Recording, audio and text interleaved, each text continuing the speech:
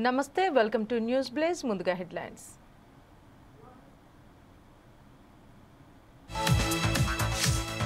ఇవాళ ఢిల్లీకి సీఎం రేవంత్ రెడ్డి నీతి ఆయోగ్ సమావేశానికి హాజరు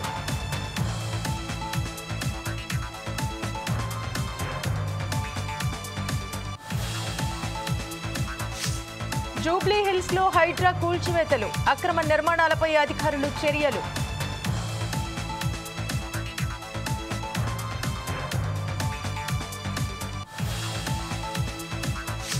రాజకసరెడ్డికి సుప్రీంలో చుక్కెదురు బెయిల్ పిటిషన్లను కొట్టేసిన కోర్టు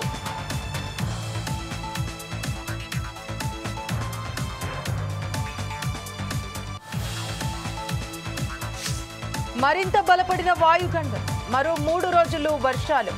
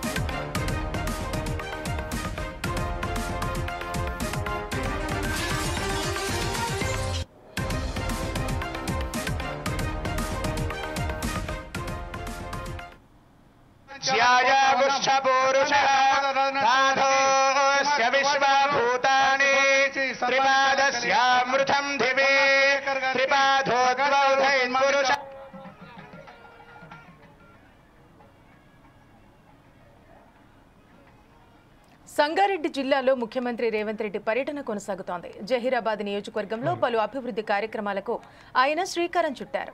హుగ్గేళ్లిలో బసవేశ్వర విగ్రహాన్ని తన చేతుల మీదుగా ఆవిష్కరించారు ముఖ్యమంత్రి రేవంత్ రెడ్డి. అనంతరం కేంద్రీయ విద్యాలయాన్ని ఆయన ప్రారంభిస్తారు. అనంతరం వస్తాపూర్లో ఏర్పాటు చేసిన బహిరంగ సభలో ప్రజలను ఉద్దేశించి సీఎం రేవంత్ రెడ్డి ప్రసంగించనున్నారు.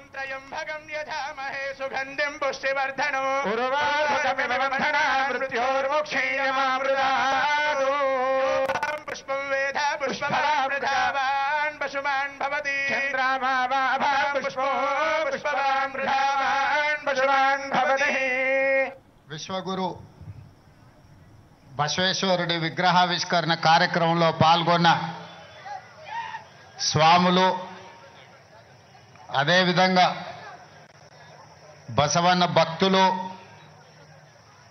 ప్రజాప్రతినిధులు, ఇక్కడ విచ్చేసిన మిత్రులందరికీ కూడా హృదయపూర్వకంగా నమస్కారాలు, అభినందనలు. ఈనాడు మనమందరం కలిసి విశ్వగురు బసవేశ్వరుడి విగ్రహావిష్కరణ ఒక స్ఫూర్తిని, సామాజిక న్యాయాన్ని అందించే కాంగ్రెస్ పార్టీ, ముఖ్యంగా శ్రీ రాహుల్ గాంధీ గారు కన్యాకుమారి నుంచి కశ్మీర్ వరకు చేసిన పాదయాత్రలో 150 రోజులు 4000 కిలోమీటర్లు ప్రతిరోజు ప్రజలను కలుస్తూ మమేకమవుతూ ప్రతి సందర్భంలో బసవన్న ఇచ్చిన సూచనలు, బసవేశ్వరుడు ఇచ్చిన ఆదేశాలను వారు ఆ కాలంలోనే సామాజిక న్యాయం చేసి వివిధ సామాజిక వర్గాలకు చట్టసభలలో, ప్రజా నిర్ణయాలలో ఏ విధంగా భాగస్వామ్యం కల్పించిండో వారిని స్ఫూర్తిగా తీసుకొని జనగణనలో కులగణన చెయ్యాలి, ఇది బసవేశ్వరుడి సందేశం అని రాహుల్ గాంధీ గారు చెప్పడం జరిగింది. ఈరోజు కాంగ్రెస్ పార్టీ రాహుల్ గాంధీ గారు అమలు చేయదలుచుకున్న సామాజిక న్యాయానికి ఆనాడే పునాదులు వేసి ఆ తర్వాత తరాలు జ్యోతిరావు పూలే, డాక్టర్ బాబాసాహెబ్ అంబేద్కర్ సరసన బసవేశ్వరుడు నిలబడి ఈరోజు ఈ దేశం యొక్క నిర్మాణానికి వారిచ్చిన సూచనలు, వారి సందేశమే ఈరోజు మన ఇందిరమ్మ రాజ్యానికి, మన ప్రభుత్వ పరిపాలనకు ఒక సూచికగా భావిస్తూ వారి సందేశాన్ని తీసుకొని మన ప్రభుత్వం ఈరోజు సంక్షేమ పథకాలు అమలు చేయడమే కాకుండా సామాజిక న్యాయాన్ని ఈరోజు అందించాలన్న లక్ష్యంతో పనిచేస్తున్నాం.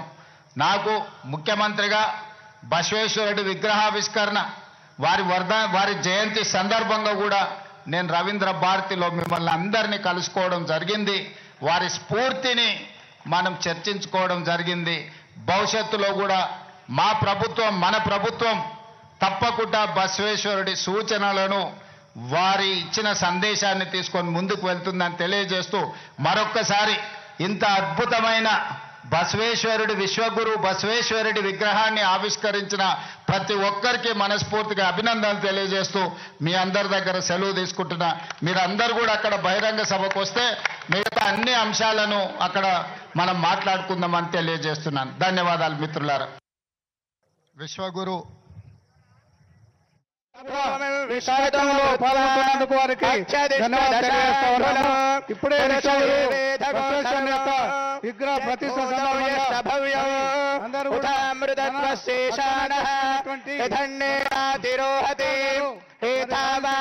మహిమా అథోజ్యాయగుష్ఠపూరుష విశ్వభూతాని త్రిపాదస్యామృతం దివే.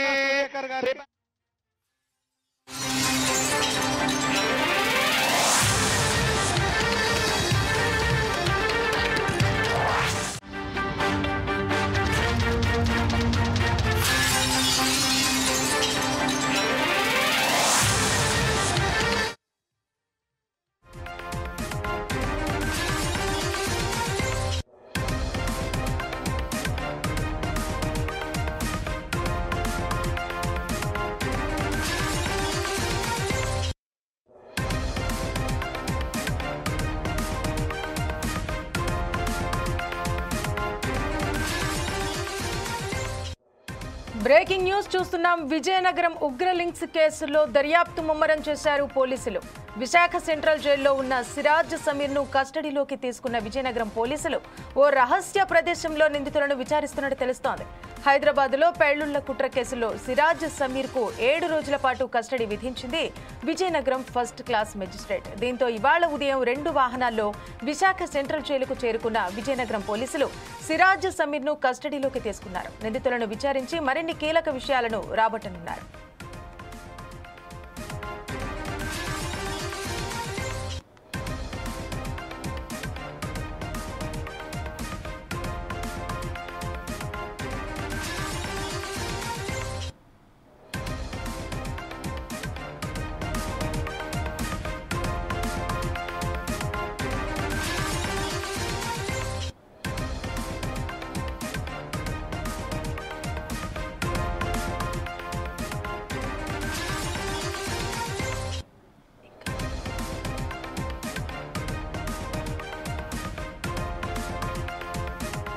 ఇక ఇప్పటికే దేశవ్యాప్తంగా రద్దీ ప్రాంతాల్లో బాంబు పేలుళ్లకు కుట్ర పన్నిన సిరాజ్ గ్యాంగ్ ముస్లిమేతరులు ఆర్ఎస్ఎస్ సభ్యులే టార్గెట్గా ప్రణాళిక రచించినట్టు గుర్తించారు. రాకెట్ లాంచర్లతో విధ్వంసానికి స్కెచ్కు ప్రధాన సూత్రధారుడు సిరాజ్గా గుర్తించారు. సిరాజ్కు సౌదీ, ఓమన్ దేశాలతో పాటు పంజాబ్, ముంబై, కలకత్తాలోని పలువురు హ్యాండ్లర్స్తో లింకులు ఉన్నట్టు సమాచారం సేకరించారు.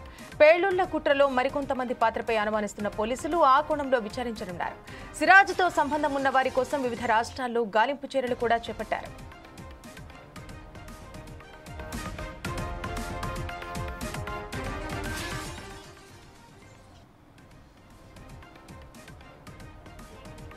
రైట్, ఇక దీనికి సంబంధించి మరిన్ని వివరాలు మా ఇన్పుట్ ఎడిటర్ శ్రీనివాస్ అందిస్తారు. శ్రీనివాస్, చెప్పండి, గత కొద్ది రోజుల కిందట హైదరాబాద్లో పేలుళ్లకు సంబంధించి 2 కుట్ర పన్నారని వార్తలు వస్తున్నాయి. ఇప్పుడు ప్రజెంట్ వాళ్ళని రహస్య ప్రదేశంలో విచారిస్తున్నారు కదా, దీనికి సంబంధించి పూర్తి వివరాలు తెలపండి. ఏదైతే మనకి 4 రోజుల క్రితం విజయనగరంలో సిరాజ్ అనే వ్యక్తిని పోలీసులు అరెస్ట్ చేసినప్పుడు ఆయన నుంచి కీలక సమాచారం రాబట్టారు. సమీర్ హైదరాబాద్ ఉన్నారు. వీళ్ళిద్దరు కలిసి హైదరాబాద్ లో పెద్ద ఎత్తున పేలుళ్లకు కుట్రపన్నారని చెప్పేసి పోలీసులు విచారించడం జరిగింది. దాని వాళ్ళని అరెస్ట్ చేసి పంపించడం జరిగింది. Visakha central jail Visakha central jail నుంచి ఇప్పుడు వాళ్ళని పోలీస్ కస్టడీకి తీసుకోవడం జరిగింది. 7 రోజుల పాటు విజయనగరం పోలీసులు వీళ్ళిద్దరిని కూడా విచారణ చేయనున్నారు. ఏదైతే హైదరాబాద్ లో ఉగ్ర పేలుళ్లకు సంబంధించి పెద్ద ఎత్తున పేలుళ్లు జరపాలి, తద్వారా దేశంలో అశాంతి సృష్టించాలన్నది వాళ్ళ ప్లాన్ గా కనిపిస్తుంది. ఇటువంటి కేసును ఛేదించడం అనేది పోలీసులు అసలు మెచ్చుకోదగ్గ అంశమే. అయితే ఇప్పుడు ఈ విచారణలో ప్రధానంగా పేలుళ్లు దేశంలో ఎక్కడెక్కడ పేలుళ్లకు వీళ్ళు కుట్ర పన్నారు, అదేవిధంగా వీళ్ళిద్దరి వెనక ఎవరు సూత్రధారి, దీనికి సంబంధించి స్కెచ్ ఎవరు వేశారు, అదేవిధంగా పేలుళ్లకు సంబంధించిన ఏదైతే పేలుడు వస్తువులు ఉంటాయో, రసాయనాలు ఉంటాయో, అవి ఎక్కడున్నాయి, ఎవరి ద్వారా వచ్చాయి, దీన్ని ఎవరు పంపించారు, అదేవిధంగా దేశంలో ఎవరు వీళ్ళకి సహకరిస్తుంది అన్న అంశాలన్నిటి మీద కూడా పోలీసులు ఈరోజు విచారణ జరపబోతున్నారు. 7 రోజుల కస్టడీలో ఈ అన్ని అంశాలను కూడా పరిశీలన చేయబోతున్నారు. ప్రతి ఒక్క విషయాన్ని కూడా, అంటే కేవలం వీరిద్దరే ఉన్నారు, వీరిద్దరితో పాటు ఇంకెవరు ఉన్నారు దేశంలో ఈ పేలులకు సంబంధించి, అదేవిధంగా హైదరాబాద్ లో వీళ్ళు ఎక్కడెక్కడ షెల్టర్ తీసుకున్నది, అదేవిధంగా వీళ్ళు ఎవరెవరికి ఫోన్లు చేసింది అన్న అంశాలు ప్రతి విషయాన్ని కూడా పోలీసులు చాలా సీరియస్ గా తీసుకుంటున్నారు. ఇప్పటికే ఈ కేసుకు సంబంధించి ఎన్ఐఏ విజయనగరంలోనే ఉంది. అక్కడ 4 రోజుల నుంచి కూడా ఈ కేసుకు సంబంధించి వాళ్ళు కూడా తమ కోణంలో విచారణకు సంబంధించి విచారణ చేస్తున్నారు. అదేవిధంగా హైదరాబాద్ లో కూడా దీనికి సంబంధించిన విచారణ జరుగుతుంది. మొత్తంగా చూసుకుంటే కనుక ఒక పెద్ద కుట్రనే భగ్నం చేశారని చెప్పొచ్చు. కానీ భవిష్యత్తులో జరగకుండా, అదేవిధంగా ఇప్పటికీ దేశంలో కొన్ని స్లీపర్ సెల్స్ పనిచేస్తున్నాయి, ఉగ్రవాద సంస్థలు కొన్ని ఇక్కడున్న వ్యక్తులకు సహకరిస్తున్నాయి అనే సమాచారం ముందు నుంచి మన దగ్గర ఉంది. కాబట్టే ఇప్పుడు ఎన్ఐఏ కూడా వీళ్ళకి ఎవరు సహకరించారు, వీరు వెనకున్నది ఎవరు, వీరికి ఫండ్స్ కేటాయిస్తున్నది ఎవరు, వీళ్ళకి దేశంలో పేలుడు పదార్థాలు ఏ విధంగా వీళ్ళకి చేతికి అందాయి, దేశంలో ఎక్కడెక్కడ వీళ్ళు పేలుళ్లు సృష్టించాలనుకున్న అంశాలన్నింటి మీద కూడా ఒకవైపు విజయనగరం పోలీసులు విచారణ చేస్తున్నారు, మరోవైపు ఎన్ఐఏ కూడా తమ దర్యాప్తును ముమ్మరం చేసింది. మొత్తానికైతే వీరి ద్వారా మొత్తం ఎక్కడెక్కడ లింకులు ఉన్నాయన్నది ఒకటి బయట పెట్టబోతుంది ఎన్ఐఏ కావచ్చు, విజయనగరం పోలీసులు కావచ్చు. అయితే మొత్తానికైతే దేశవ్యాప్తంగా ఒక పెద్ద ముప్పునైతే తప్పించినట్లయింది మన విజయనగరం పోలీసులు. ప్రవంతి. అయితే శ్రీనివాస్, ఇప్పటి వరకు వీళ్ళిద్దరికి కూడా 2 యూట్యూబర్స్ సహకరించారనే విషయం బయటపడింది. జ్యోతి మల్హోత్రా ఇంకొక యూట్యూబర్ ఎవరైతే ఉన్నారో, ఇంకా ఇప్పటి వరకు పోలీసుల విచారణలో ఎటువంటి విషయాలు బయటపడ్డాయి? పోలీసులు ఈరోజు కస్టడీకి తీసుకున్నారు కాబట్టి విచారణ కొనసాగుతుంది. విచారణలో ఏ అంశాలు బయటకు వస్తాయనేది మనకి ఈవినింగ్ కి మాత్రం తెలియదు. ఎందుకంటే విచారణ చాలా రహస్య ప్రదేశాల్లో కొనసాగుతుంది. అందులో కూడా చెప్పే అంశాలు ఉంటాయి, చెప్పకూడని అంశాలు కూడా ఉంటాయి. కాబట్టి ఈ విచారణ కూడా మనం సహకరించాలి. ఎందుకంటే విచారణలో ప్రతి అంశాన్ని బయట పెడితే అది మనము ఉగ్రవాదులకు ఒప్పందించిన వాళ్ళు అవుతాం. కాబట్టి కొన్ని విషయాలు మాత్రమే, అంటే దేశానికి ముక్కుకు సంబంధించిన అంశాలు మాత్రమే పోలీసులు వెల్లడించే అవకాశం ఉంది. వీటిలో ఎవరెవరు ఉన్నారు, లింకులు, ఏం కేసులు, ఎక్కడి నుంచి వస్తుందనే అంశాలు కొన్ని సీక్రెట్ అంశాలు ఉంటాయి. అంటే ఈ ప్రజలకు చెప్పకూడని అంశాలు, తద్వారా ఉగ్రవాదులు అప్రమత్తం అయిపోయే ప్రమాదం ఉంది. కాబట్టి అట్లాంటి విషయాలు చెప్పరు. విచారణ ఈ రోజు కొనసాగుతుంది కాబట్టి 7 రోజుల కస్టడీలో ఏ అంశాల మీద విచారణకు వస్తాయి, ఎవరెవరి పేర్లు బయటకు వస్తాయి, వీళ్ళకి ఎవరు ఫండింగ్ చేస్తున్నారు, వీళ్ళు ఎవరికి పేలుడు పదాలు వీళ్ళు ఎవరికి అందిస్తున్నారు, అదేవిధంగా వీళ్ళకి సంబంధించిన మనుషులు దేశంలో ఎక్కడున్నారు అన్నది మెల్లిమెల్లిగా 7 రోజుల కస్టడీ ఉంది కాబట్టి 7 రోజుల విచారణలో బయటపడే అవకాశాలు ఉన్నాయి. శ్రవంతి. Thank you Srinivas.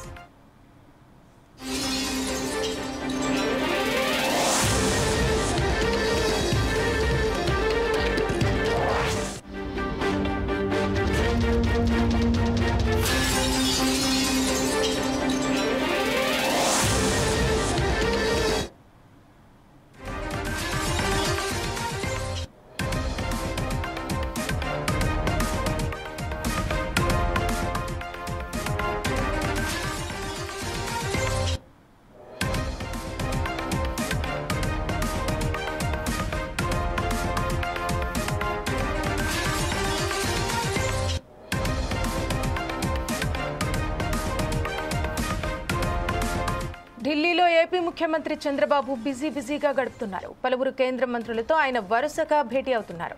రాష్ట్రానికి సంబంధించిన పలు ప్రాజెక్టులు, పథకాలపై చర్చిస్తున్నారు. ప్రాజెక్టులు, పథకాల అమలుకు సహకరించాలని కేంద్ర మంత్రులకు విన్నవిస్తున్నారు. ఇందులో భాగంగా ఇవాళ ఉదయం కేంద్ర మంత్రి ప్రహ్లాద్ జోషితో సీఎం భేటీ అయ్యారు. గ్రీన్ ఎనర్జీ ప్రాజెక్టుల్లో ఏపీకి సహకారం అందించాలంటూ కోరారు. కేంద్ర మంత్రులు రామ్మోహన్, పెమ్మసానితో పాటు పలువురు ఎంపీలతో కలిసి సీఎం చంద్రబాబు కేంద్ర మంత్రి జోషితో భేటీ అయ్యారు. రాష్ట్రంలో సోలార్ ప్రాజెక్టులు, ప్రధాని సూర్యఘర్ పథకం అమలుపై చర్చించారు. సమావేశం అనంతరం చంద్రబాబు ఎక్స్లో పోస్ట్ చేస్తూ చర్చలు ఫలవంతంగా సాగాయని తెలిపారు. కేంద్రం సహకారంతో విద్యుత్ ఛార్జీలను తగ్గిస్తామని ఆయన పేర్కొన్నారు. ఇక కాసేపటి క్రితమే రక్షణ మంత్రి రాజ్నాథ్ సింగ్ ను ముఖ్యమంత్రి చంద్రబాబు కలిశారు. ఏపీలో వ్యూహాత్మక రక్షణ, ఏరోస్పేస్ ప్రాజెక్టులపై ఇరువురి మధ్య చర్చ జరిగినట్టు సమాచారం. BAL defence complex, HAL, AMCA పై కూడా ఈ భేటీలో చర్చించినట్టు తెలుస్తోంది.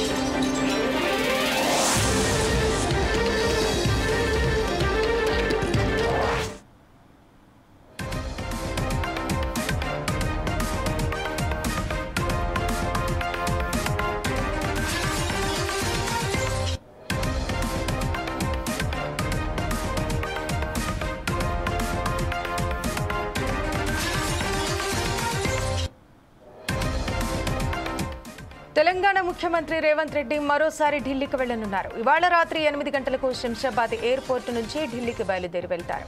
ప్రధాని మోదీ అధ్యక్షతన రేపు నీతి ఆయోగ్ మీటింగ్ జరగనుంది. ఈ సమావేశంలో సీఎం రేవంత్ రెడ్డి పాల్గొంటారు. సీఎం హోదాలో తొలిసారి నీతి ఆయోగ్ మీటింగ్ కు అటెండ్ అవుతున్నారు.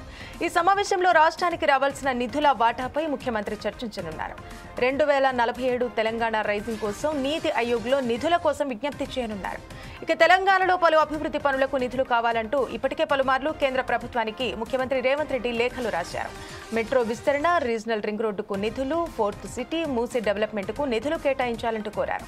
తెలంగాణలో ప్రభుత్వం మారడంతో రాష్ట్ర ప్రయోజనాల కోసం సీఎం రేవంత్ నీతి ఆయోగ్ సమావేశానికి అటెండ్ అవుతున్నారు. ఈ సమావేశం అనంతరం ఢిల్లీలో పలువురు కేంద్ర మంత్రులను సీఎం రేవంత్ రెడ్డి కలిసే అవకాశం ఉంది. రాష్ట్రంలో పెండింగ్ లో ఉన్న ప్రాజెక్టులకు నిధులు కేటాయించాలంటూ కోరనున్నట్టు తెలుస్తోంది.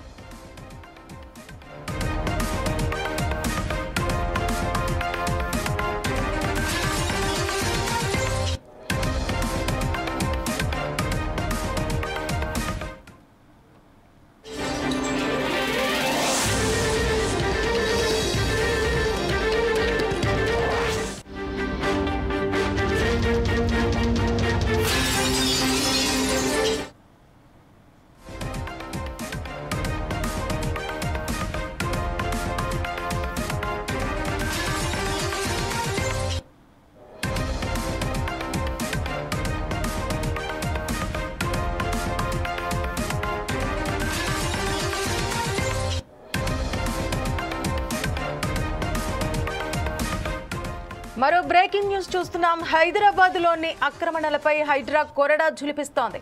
తాజాగా జూబ్లీ హిల్స్ లో అక్రమ నిర్మాణాలను కూల్చివేస్తోంది. పెద్దమ్మ గుడి పక్కన నాలాపై ఆక్రమణలను తొలగిస్తున్నారు అధికారులు. నాలాను కబ్జా చేసి నిర్మాణాలు చేపట్టినట్టు హైడ్రా గుర్తించింది. ఈ నేపథ్యంలో 500 గజాలకు పైగా స్థలంలో నిర్మాణాలను కూల్చివేశారు. ఇవాళ ఉదయం 6 గంటల నుంచే హైడ్రా కూల్చివేతలు కొనసాగుతున్నాయి. భారీ బందోబస్తు నడుమ కూల్చివేతలు సాగుతున్నాయి. వరుస కూల్చివేతల నేపథ్యంలో నగరవాసులు నిర్మాణాల విషయంలో ఆచితూచి అడుగులు వేస్తున్నారు. ఇక అక్రమ నిర్మాణాలపై ప్రభుత్వం సీరియస్ గా వ్యవహరిస్తోంది. ఇప్పటికే హైడ్రాకు ప్రత్యేక పోలీస్ స్టేషన్ ను ఏర్పాటు చేసింది. హైడ్రా స్టేషన్ ప్రారంభం నుంచి ఫిర్యాదులు వెళుతూనే ఉన్నాయి. కబ్జాల పంచాయతీలన్నీ హైడ్రా చెంతకు చేరుతున్నాయి. ప్రతి సోమవారం హైడ్రా ప్రజావాణి కార్యక్రమం నిర్వహిస్తోంది. దీనికి విశేష స్పందన కూడా లభిస్తోంది. అక్రమ నిర్మాణాలు చేపట్టాలంటే రియాల్టర్లు జంకుతున్నారు.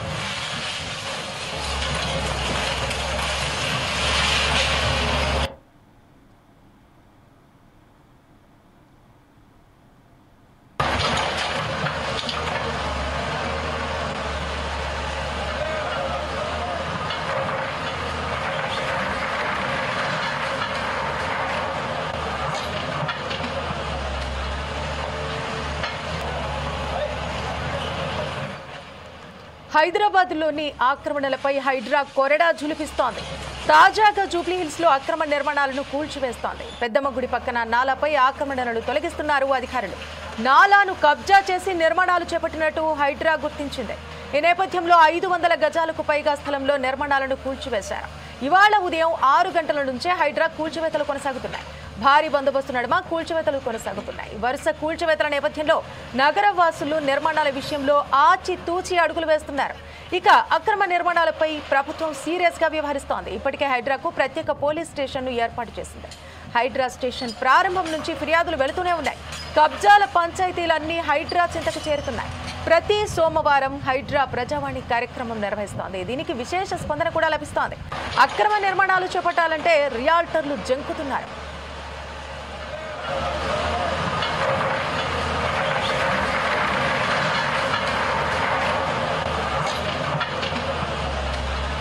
ఇక దీనికి సంబంధించి మరిన్ని వివరాలు మా హైదరాబాద్ కరెస్పాండెంట్ లెనిన్ అందిస్తారు. లెనిన్, చెప్పండి. హైడ్రా ప్రత్యేక పోలీస్ స్టేషన్ ఏర్పాటు జరిగినప్పటి నుంచి ఆ రోజు కూడా అక్రమ కట్టడ నిర్మాణాలు ఏవైతే ఉన్నాయో వాటిని నేలమట్టం చేస్తోంది. దీనికి సంబంధించి ఒకసారి పూర్తి వివరాలు తెలపండి.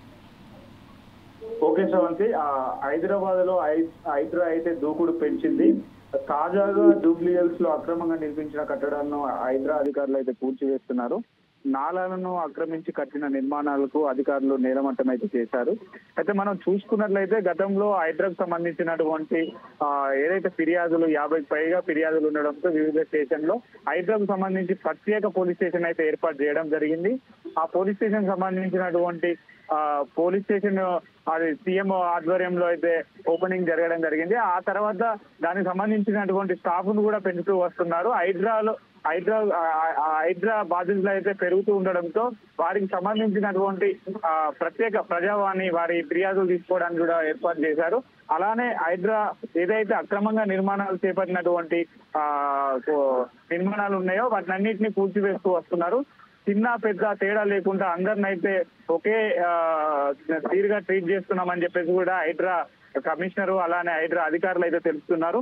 మనం చూసుకున్నట్లయితే జూబ్లీ హిల్స్ లోని పెద్దమ్మ గుడి పక్కన నాలా పైన అక్రమంగా హైడ్రా అక్రమంగా నిర్మించినటువంటి ఏదైతే నిర్మాణాలు ఉన్నాయో వాటిని గుర్తించి అన్నిటినీ నేలమట్టం చేయడం జరిగింది.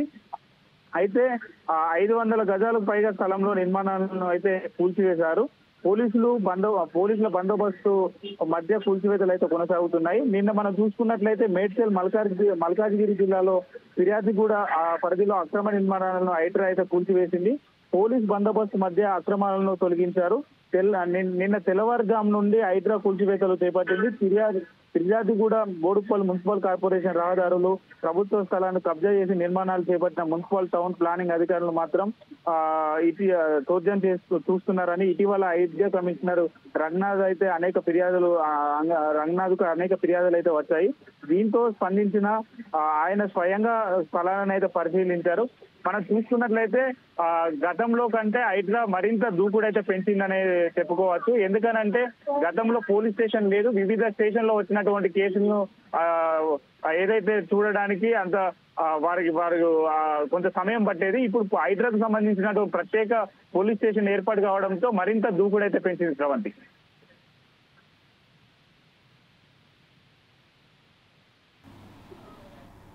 Thank you Lenin.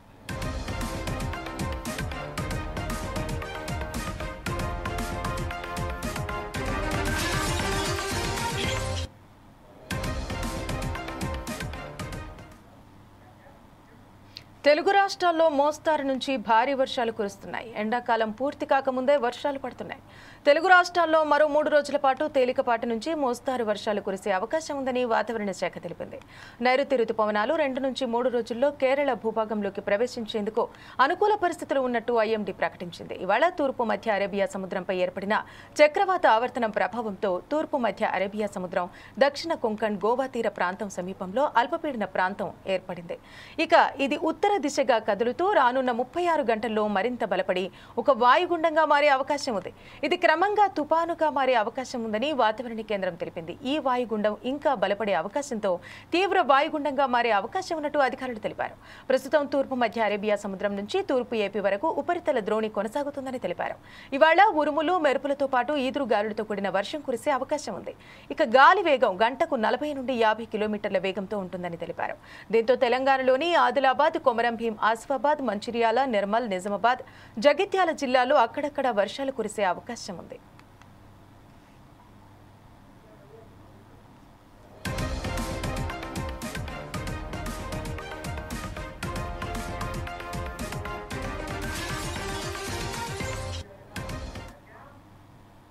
మరిన్ని వార్తలు, విశేషాల కోసం చూస్తూనే ఉండండి 4 Sides TV.